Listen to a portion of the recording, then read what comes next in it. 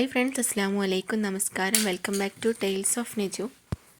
ഉഴുന്ന് ദോശയ്ക്കും അതുപോലെ തന്നെ ഉഴുന്ന് ഉപയോഗിച്ചുണ്ടാക്കുന്ന അപ്പങ്ങളൊക്കെ ഉണ്ടാക്കിയെടുക്കാൻ തലേ ദിവസം തന്നെ മാവ് അരക്കാതെ നമുക്ക് 1 ടീസ്പൂൺ ഉഴുന്ന് മാത്രം യൂസ് ചെയ്തിട്ട് മാവ് അരച്ച ഉടനെ തന്നെ ചുട്ടെടുക്കാൻ പറ്റിയിട്ടുള്ള കുറച്ച് ടിപ്സൊക്കെ ഇൻക്ലൂഡ് ചെയ്തിട്ടുള്ള ഒരു വീഡിയോ ആണ് ഇന്ന് കാണിക്കുന്നത്. ദോശക്കായാലും അപ്പത്തിനായാലും എല്ലാം മാവ് അരച്ച ഉടനെ തന്നെ നമുക്ക് ഉണ്ടാക്കിയെടുക്കാനായിട്ട് പറ്റും. ഈ ഒരു തണുപ്പ് കാലത്ത് നമുക്ക് റെസ്റ്റ് ചെയ്ത് വെക്കൊന്നും വേണ്ട. മാവ് രാവിലെ അരച്ചിട്ട് ഉടനെ തന്നെ നല്ല സോഫ്റ്റ് ആയിട്ടുള്ള ദോശ നമുക്ക് ഉണ്ടാക്കിയെടുക്കാം. അപ്പോൾ ഇതെങ്ങനെയാണ് ഉണ്ടാക്കിയെടുക്കുന്നതെന്ന് വീഡിയോ സ്കിപ്പ് ചെയ്യാതെ എല്ലാവരും കണ്ടു നോക്കുക. എന്നിട്ട് വീഡിയോ ഇഷ്ടമായ ലൈക്ക് ചെയ്യാനും ഷെയർ ചെയ്യാനും അതുപോലെ തന്നെ നിങ്ങളുടെ കമൻസുകളൊക്കെ അറിയിക്കാനും മറക്കരുത്. അപ്പോൾ നമുക്ക് വീഡിയോയിലേക്ക് പോകാം. അപ്പോൾ ആദ്യം തന്നെ നമുക്കിതിന് വേണ്ടിയിട്ട് പച്ചരിയാണ് എടുത്തിട്ടുള്ളത്. സാധാരണ റേഷൻ കടയിൽ നിന്ന് കിട്ടുന്ന പച്ചരിയാണ് എടുത്തിട്ടുള്ളത്. അപ്പോൾ ഏത് പച്ചരി ആയാലും കുഴപ്പമില്ല. 3 കപ്പ് പച്ചരിയാണ് എടുത്തിട്ടുള്ളത്. ഇതിലേക്ക് ആകെ 1 ടീസ്പൂൺ മാത്രം ഉഴുന്ന് ചേർത്ത് കൊടുത്തിട്ടുണ്ട്.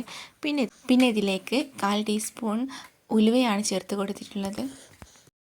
എന്നിട്ട് നന്നായിട്ട് 2-3 പ്രാവശ്യം നന്നായിട്ടൊന്ന് കഴുകിയെടുക്കുക. ഇത് കഴുകിയെടുത്ത ശേഷം ഇതിൻ്റെ അരിയുടെ മുകളിലേക്കായി നിൽക്കുന്ന അത്രത്തോളം വെള്ളം ഒഴിച്ചു കൊടുക്കുക.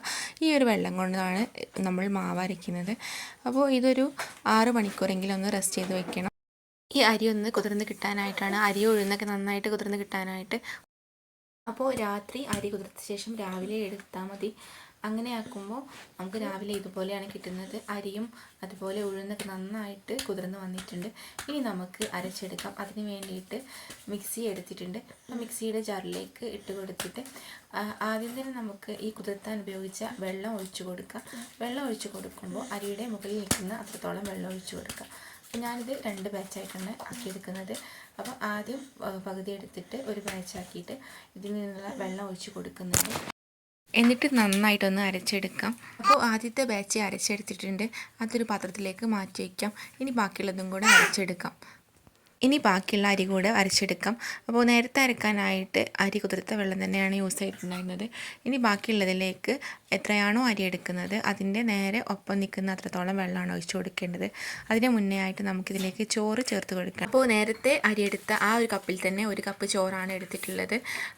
എന്നിട്ട് നമുക്കിതിലേക്ക് ആവശ്യത്തിനുള്ള വെള്ളം കൂടെ ഒഴിച്ചു കൊടുക്കാം. അപ്പോൾ ഇതിൻ്റെ ഒപ്പം നിൽക്കുന്ന അത്രത്തിൽ വെള്ളമാണ് ഒഴിച്ചു കൊടുത്തിട്ടുള്ളത്. അപ്പോൾ ഞാൻ നേരത്തെ അരച്ച് വെച്ചിട്ടുണ്ടായിരുന്ന പാത്രത്തിൽ നിന്നും മറ്റൊരു പാത്രത്തിലേക്ക് ആദ്യത്തെ ബാച്ച് ഒഴിച്ച് കൊടുത്തിട്ടുണ്ട്. പിന്നെ അതിലേക്ക് തന്നെ ഇപ്പോൾ അരച്ച് വെച്ചിട്ടുള്ള മാവും കൂടെ ഒഴിച്ച് കൊടുക്കുന്നുണ്ട്. എന്നിട്ട് നമുക്ക് ഇതിലേക്ക് ആവശ്യത്തിനുള്ള കുറച്ചും കൂടെ വെള്ളം ഒഴിച്ച് കൊടുക്കുന്നുണ്ട്. അതായത് ആ മിക്സി ഒന്ന് വെള്ളം ഒഴിച്ചിട്ട് അതിൻ്റെ ആ വെള്ളം കൂടെ ഒഴിച്ച് കൊടുക്കുന്നുണ്ട്.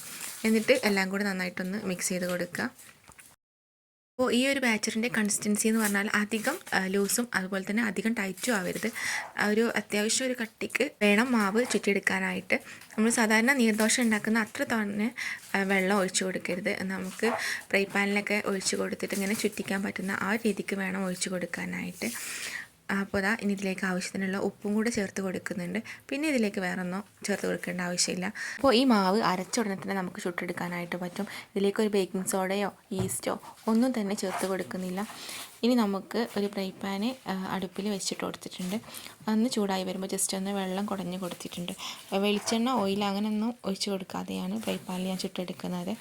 അപ്പോൾ നിങ്ങൾ കല്ലിലാണ് ചുട്ടെടുക്കുന്നതെങ്കിൽ ജസ്റ്റ് ഒന്ന് വെളിച്ചെണ്ണ അപ്ലൈ ചെയ്ത് കൊടുത്താൽ മതിയാവും. എന്നിട്ട് ഇതുപോലെ സാധാരണ ദോശ ഉണ്ടാക്കുന്ന പോലെ തന്നെ ഒന്ന് ജസ്റ്റ് ഒന്ന് ചുറ്റിച്ച് കൊടുക്കുക. എന്നിട്ട് മൂടി വെച്ചിട്ട് ഒരു 2 സെക്കൻഡൊക്കെ ഒന്ന് മൂടി വെച്ചാൽ മതി.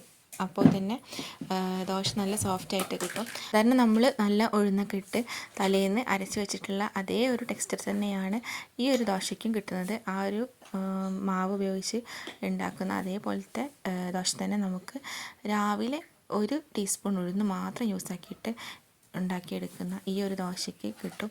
അപ്പോൾ എല്ലാവരും ഇതുപോലെ ഒന്ന് ട്രൈ ചെയ്ത് നോക്കുക.